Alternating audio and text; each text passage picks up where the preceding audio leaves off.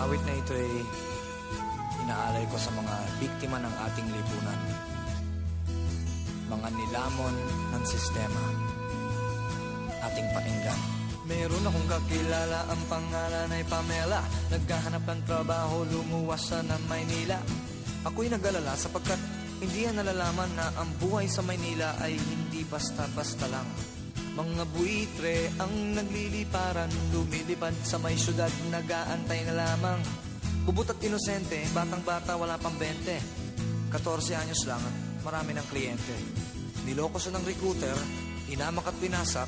Ang kanyang kinabukasan ay tuluyan ng nawarak. Nilamon, yeah, nilamon, oh, ng sistema, yeah, ng sistema, oh. Ito naman ang storya ng isang batang galing sa broken home. Batang-bata pa. Kawawa naman. It goes like this.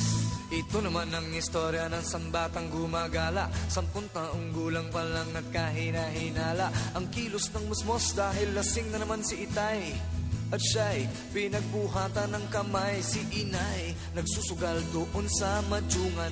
Napakasakit kapag walang humahagkan. Lumaya sa kanila at nag-alsa balutan. Tumambay kasama ng mga istambay sa lansangan. Diyan sa kanto, sumasama kahit kanino.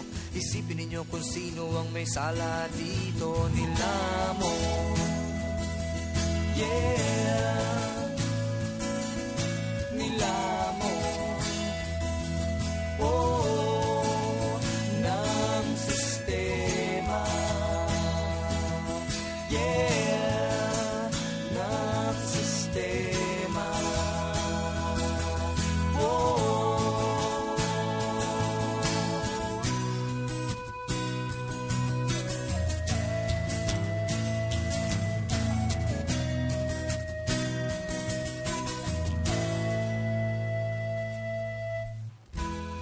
Ito naman tungkol sa mga kababaihan nating nagpapakahirap.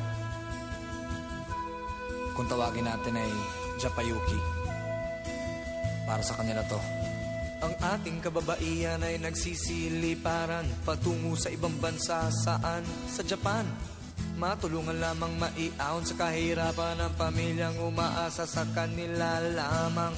Ilan sa kanila ang umuwing luwaan, inabuso, minaltrato, at saka sinaktan. Tigilan na ang ganitong paraan ng pamumuhay ng ating kababaihan. Masisisi ba sila o dapat kaawaan? Kasalanan ba nila o kasalanan ng bayan? Nilamon, yeah.